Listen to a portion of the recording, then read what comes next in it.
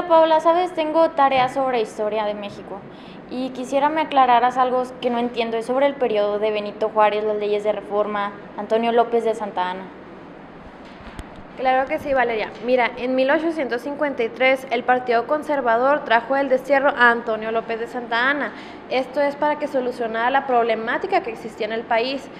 Santa Anna era electo por partidos conservadores y liberalistas, pero en lugar de traer resoluciones a estos conflictos trajo aún más problemas. Pero para que te quede más claro, vamos a ver el siguiente video. El presidente suprimió los derechos y las libertades individuales e impuso su voluntad personal. Vendió a los Estados Unidos el territorio de la Mesilla, cobró impuestos sobre coches, ventanas y perros y finalmente hizo que lo llamaran Alteza Serenísima. En 1854, un antiguo insurgente, Juan Álvarez, se levantó contra Santa Anna y proclamó el Plan de Ayutla. Este exigía que Santa Anna dejara el poder y se convocara un nuevo Congreso Constituyente para que elaborara una nueva constitución. La Revolución de Ayutla, nombre de este movimiento, se extendió rápidamente. El dictador salió de México y desapareció. Con el triunfo de la Revolución de Ayutla llegó al poder una nueva generación de liberales, casi todos civiles, entre ellos Benito Juárez, Melchor Ocampo, Ignacio Ramírez, Miguel Lerdo de Tejada y Guillermo Prieto. Una junta nombró presidente interino al general Juan Álvarez y después a Ignacio Comonfort. También convocó a un congreso que trabajara en una nueva constitución. Mientras el Congreso iniciaba sus labores, el equipo de Comonfort preparó las leyes que promovieron cambios muy importantes. La Ley de Juárez de 1855 suprimía los privilegios del clero y del ejército y declaraba a todos los ciudadanos iguales ante la ley. La Ley Lerdo de 1856 obligaban a las corporaciones civiles y eclesiásticas a vender las casas y terrenos que no estuvieran ocupando, para que esos bienes produjeran riquezas en beneficio de más personas. La Ley Iglesias, por José María Iglesias, de 1857, regulaba el cobro de derechos parroquiales. Congreso Constituyente. El Congreso Constituyente fue convocado el 16 de octubre de 1855, iniciando sus trabajos el 14 de febrero de 1856, con el fin de constituir a la nación bajo la República Democrática, Representativa y Popular. El Congreso estuvo integrado por 155 diputados constituyentes. La mayoría de ellos eran liberales moderados, seguida por liberales puros y una pequeña fracción conservadora. La división en el grupo liberal se presentó en torno a las ideas de reforma y de abolición de fueros y privilegios eclesiásticos y militares, mientras que los liberales, denominados puros, trataban de trasladar cuanto antes sus ideas al marco de las instituciones.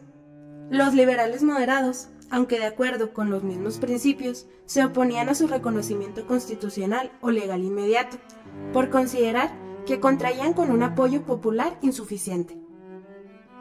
En febrero de 1857 se aprobó esa constitución bajo la presidencia de Ignacio Comonfort. Sin embargo, fue desconocida a los pocos meses y sobrevino una rebelión debido a la inestabilidad que imperaba en él. La Carta Magna se apegaba a la de 1824. Fue inspirada por los principios ideológicos de la Revolución Francesa y en Estados Unidos para su organización política. El sistema de gobierno fue una república representativa, federal y dividió en 3 poderes, integrada por 7 títulos y 120 artículos, en los cuales los primeros 29 establecían los derechos del hombre y consagraba libertades como de enseñanza, de trabajo, de pensamiento, de petición, de asociación, de comercio y de imprenta. Además de esto, incorporó leyes que le habían precedido en el gobierno provisional: Ley de coacción para los votos monásticos, Ley Juárez, Ley Lerdo. El nuevo mandamiento constitucional dejó inconforme a los privilegiados. El Papa Pío IX, desde el solio papal, condenó la Constitución como un insulto a la religión. Declaró sin valor la Constitución. Por su parte, el episcopado mexicano repartió excomuniones por doquier. Los conservadores, con el general Félix Zuloaga, proclamaron el Plan de Tacubaya, con el cual desconocían la Constitución. El presidente Comonfort le hizo el juego a los tacubayistas, pero no por mucho tiempo, porque los conservadores reconocieron como presidente a Zuloaga. Y por el lado de los liberales, don Benito Juárez, como ministro de la Suprema Corte de Justicia, ocupó el cargo de la primera magistratura del país, esto en ausencia de su titular, y declaró establecido el orden constitucional. Andrea, ¿te parece si me acompañas al centro a ver qué sabe la gente sobre esto? Claro que sí, Valeria, vamos. Acompáñenos. Buenas tardes, ¿sabe usted qué son las leyes de reforma? Son los acontecimientos o normas por los que nos regimos los ciudadanos actualmente. Gracias. ¿Qué constitución nos rige actualmente? La de 1917. ¿Sabe usted por qué se dio el día festivo del pasado lunes 20 de marzo? Bueno, ¿sabe quién fue Benito Juárez? Fue un indígena, el cual estudió Derecho y es por lo tanto promulgó las leyes de reforma en 1917, que nos regimos actualmente por ahí. ¿O tuvo mucho que ver? Muy bien. ¿Le resulta familiar el nombre de Antonio López de Santa Anna? Sí, fue presidente de la República en el año no recuerdo, y fue una de las personas que vendió alguna parte o cierta parte de nuestra República Mexicana a Estados Unidos. ¿Sabes qué son las leyes de reforma? Leyes de reforma. No estoy seguro. ¿Sabes qué constitución nos rige actualmente? La constitución de... No voy a saber. ¿Sabes por qué nos dieron el día festivo este lunes? Este lunes fue por la expropiación petrolera. ¿Sabes quién era Benito Juárez? Benito Juárez. No. ¿Te resulta familiar el nombre de Antonio López de Santa Anna? Sí. Ajá, ¿quién era? Recuerdo que es el que le vendió el territorio mexicano a Estados Unidos. Sí. ¿Sabes qué son las leyes de reforma? ¿Sabes qué constitución nos rige actualmente? ¿Sabes por qué el día lunes fue festivo? Por el de Benito Juárez, ¿no? ¿Sabes quién era Benito Juárez? Sí. ¿Quién era? No, pues un presidente, ¿no era? Sí. ¿Te resulta familiar el nombre de Antonio López de Santa Anna? ¿No? Bueno, eso es todo. Gracias. ¿Sabes quién fue Benito Juárez? Sí. Fue presidente de la República. ¿Sabes por qué el pasado 20 de marzo nos dieron el Día Inhábil? No sé. ¿Sabes qué constitución nos rige actualmente? No sé. ¿Te suena familiar el nombre de Antonio López de Santa Anna? Algo. Que... Fue presidente también. ¿Sabes qué son las leyes de reforma? No. Gracias. ¿Sabes qué son las leyes de reforma? Más o menos, mira, según yo, las leyes de reforma son leyes que están dentro de la Constitución para que se muevan o se acomoden dependiendo de las necesidades que va habiendo dependiendo del año, porque van transformándose, ¿no? ¿Sabes qué constitución nos rige actualmente? No. ¿Sabes por qué nos dieron el día inhábil este 20 de marzo?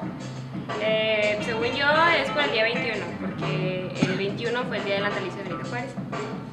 ¿Sabes quién es Benito Juárez?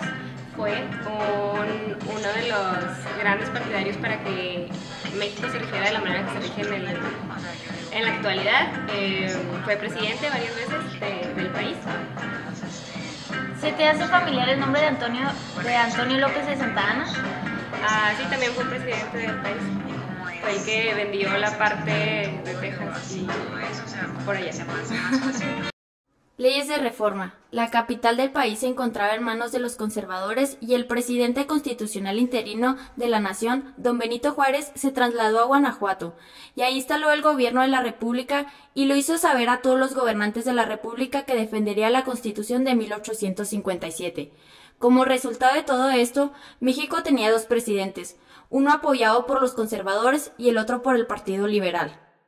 El primero de los años de esta guerra fue victorioso para los conservadores, pues contaban con un ejército regular y con generales de carrera como Osorio, Márquez, Mejía y Miramón, mientras que los liberales eran tropas formadas por milicias civiles improvisadas, al igual que sus jefes Santos Degollado, Ignacio Zaragoza, Jesús González Ortega, Mariano Escobedo, Leandro Valle y Porfirio Díaz. Debido a los diferentes enfrentamientos, el gobierno de Juárez se trasladaba constantemente a diferentes partes del país. Entre 1859 y 1860, el gobierno de la República consideró promulgar una serie de leyes denominadas de reforma. Mientras en Veracruz se establecían las leyes de nacionalización de bienes eclesiásticos, cierre de conventos, el matrimonio y el registro civil, secularización de los cementerios y la suspensión de muchas fiestas religiosas. Restablecido el poder ejecutivo constitucional en la Ciudad de México, el presidente Benito Juárez elige su gabinete y dicta otras leyes complementarias a las de Veracruz. Entre otros actos de gobierno, retira la aceptación de la representación del nupcio papal. El 5 de febrero expide la ley que lo declara. Los bienes llamados eclesiásticos son y siempre han sido patrimonio de la nación mexicana. Convoca la integración del Congreso Constitucional y a las elecciones presidenciales.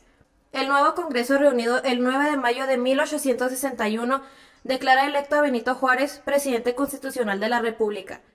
Después de esto, aprueba su propuesta económica que, debido a la mala situación económica del país, el gobierno federal entraba en disfrute de todas sus rentas y suspendía por 2 años todos los servicios de la deuda extranjera, lo que más adelante haría que el presidente pronunciara su famosa frase a los países de Francia, España e Inglaterra: debo, no niego, pago, no tengo. La Constitución de 1857 reafirma decisiones políticas fundamentales de la Constitución Federal de 1824. Su originalidad reside sobre todo en la reforma de relaciones Estado-Iglesia, así como en la construcción de un sistema de defensa de la Constitución, para evitar el caudillismo que caracterizó la vida pública mexicana de las primeras décadas de vida independiente. Esos mecanismos de defensa ordinaria y extraordinaria de la ley fundamental se activaron exitosamente en las convulsiones militares que desgarraron a los mexicanos durante la Guerra de Reforma, la intervención francesa y el imperio de Maximiliano. La Constitución de 1857 fue baluarte en la defensa de la soberanía nacional y cimiento para la construcción y consolidación definitiva del Estado-Nación mexicano. Las decisiones políticas fundamentales contenidas en ella permanecen vigentes hasta el día de hoy. Su influencia fue importante para la Constitución de 1917. Las disposiciones sobre derechos humanos pasaron casi íntegras a la Constitución de 1917, actualizadas y enriquecidas con los derechos sociales. Igualmente, las disposiciones sobre soberanía y la forma federal del Estado. La estructura del Estado federal no varió. Se buscó la integración de un ejecutivo equilibrado con el legislativo bicameral, más bien basado en la reforma del presidente Lerdo de Tejada. Se recogió el juicio de amparo y se aprovechó la experiencia y el desarrollo jurisprudencial por la interpretación de que la legalidad es un derecho constitucional aplicable no solo a las leyes y actos de la autoridad, sino también a las sentencias judiciales. En realidad, fue en todo momento el punto de referencia de la Constitución vigente que sí logró la inclusión de los derechos sociales. Iniciado el año de 1858, los partidos liberal y conservador se estancaron en una guerra conocida por su lapso de tiempo, la Guerra de los 3 años. Los partidos que mantuvieron esta disputa fueron el liberal y el conservador. El Partido Conservador era seguidor de la logia escocesa. Este partido buscaba mantener el monopolio de la educación. Además, era un fiel seguidor de la Iglesia Católica. Buscaban más que nada mantener los privilegios y los fueros. De hecho, su lema era religión y fueros. Este partido nos heredó las bases orgánicas de lo que es nuestra Constitución. Además de este partido existía el Partido Liberal. Este era seguidor de la logia yorquina. Nos heredaron las ideas de progreso, sociedad y libertad. Su fundador fue José María Luis Mora. Uno de sus representantes fue Ignacio Comonfort y Benito Juárez. Ambos partidos buscaban una dependencia hacia un sistema que funcionara, sabían que solos no podrían. El Partido Conservador buscaba la dependencia hacia el sistema europeo y el liberal hacia el sistema estadounidense. Valeria, espero que con esto te haya podido ayudar a resolver tu duda. Gracias, Paula, de verdad me has dejado las cosas más claras, de verdad fuiste de mucha ayuda. De nada, Valeria, es un gusto haberte ayudado y espero que a ustedes también les haya quedado claro el tema. Queremos agradecer a nuestro catedrático, el licenciado Gerardo Robles Cantú. Y a nuestra coordinadora, la licenciada Guadalupe Rivera. A nuestro director, Eloy Alberto Nava Guerrero.